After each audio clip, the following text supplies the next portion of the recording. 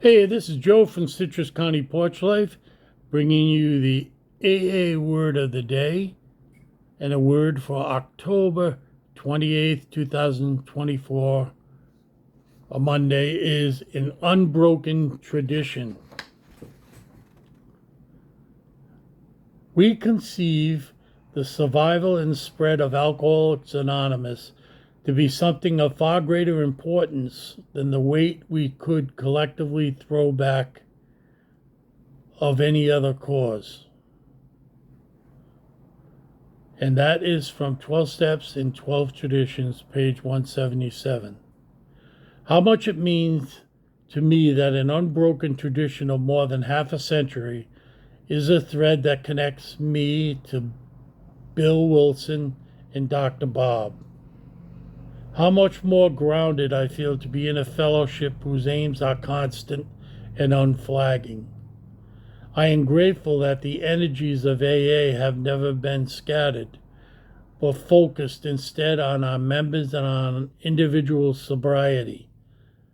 My beliefs are what makes me human. I am free to hold any opinion, but AA's purpose, so clearly stated 50 years ago, is for me to keep sober. That purpose has promoted round-the-clock meeting schedules,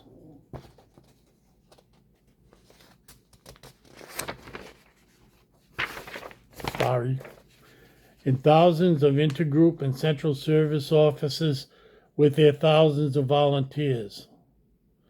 Like the sun focused through a magnifying glass, AA's single vision has lit a fire of faith and sobriety in millions of hearts, including mine. What a great quote or commentary from the daily reflection. That's a good metaphor. A magnifying glass focused on one area brings all the energy into that and sets it on fire. I've done that when I was camping, trying to get a camping fire going. And it does work. It certainly works. And of course, now is much more than 50 years ago that Dr. Bill and Dr. Bob got together. And we have much more experience. And it's a beautiful thing. I remember seeing the last appearance of Bill W. Dr. Bob had died before Bill W. And Bill W., I think it was in a convention, AA National Convention or World Convention in the 70s. And he was there, and that was his last appearance together with the groups. And it's amazing that it just started with two people and has grown. And how it works with that singleness of purpose, we're able to focus right on alcoholism, hire professionals to run our offices, but no professionals to run our groups or meetings. Even though you may be a professional, when you come to a meeting, you are just a member of the meeting.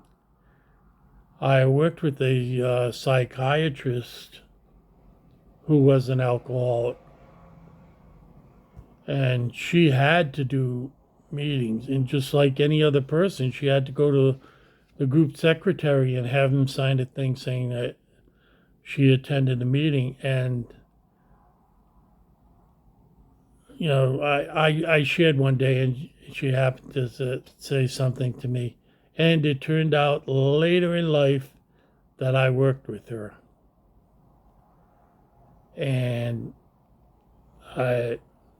no one ever knew that we had that past together. I would never betray that confidence.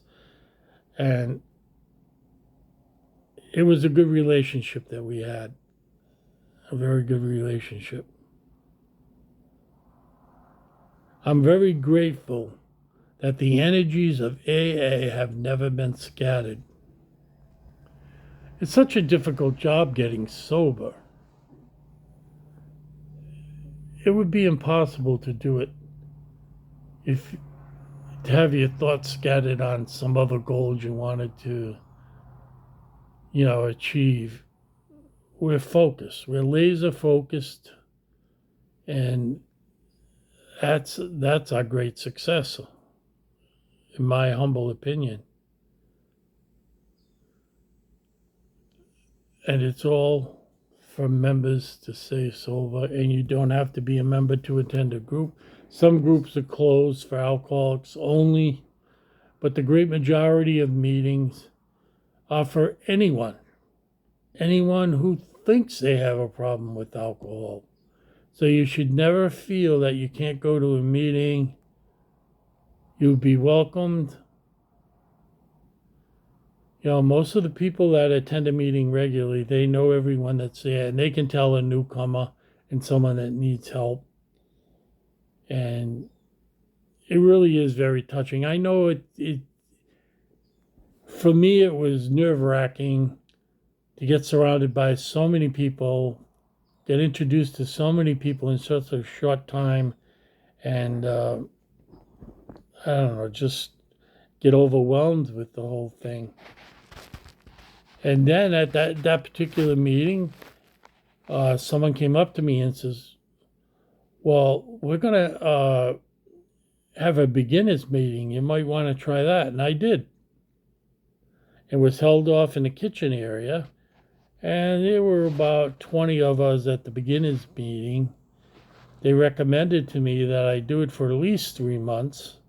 I did it for 6 months because I had so many questions. Yeah,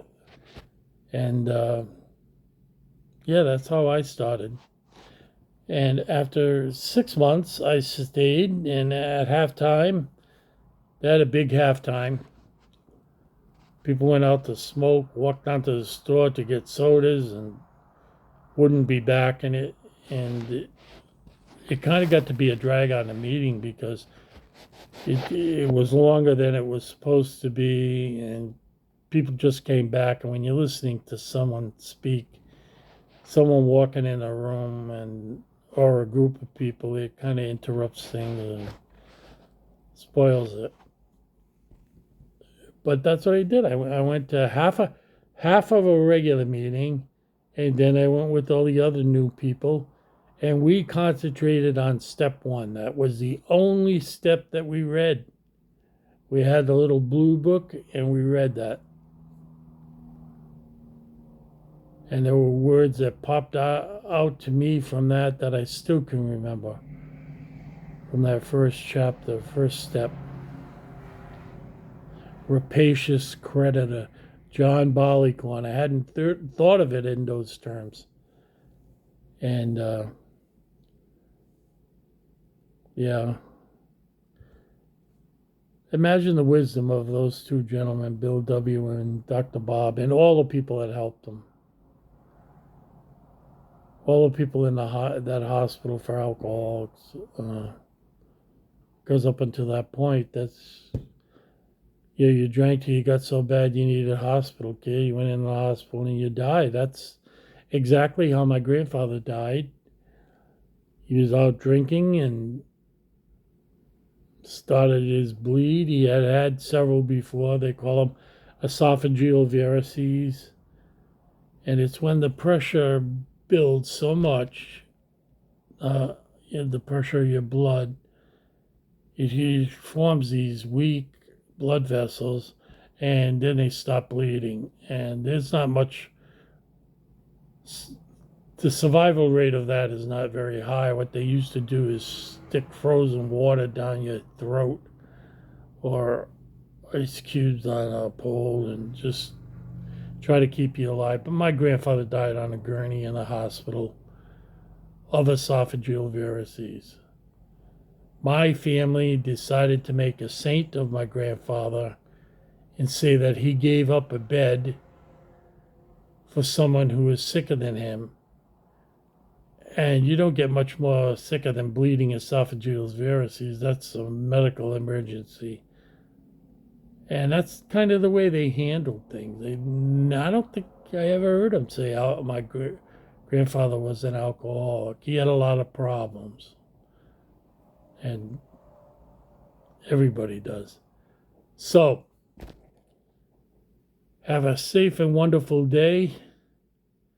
And I will talk to you tomorrow with the next wonderful A word of the day.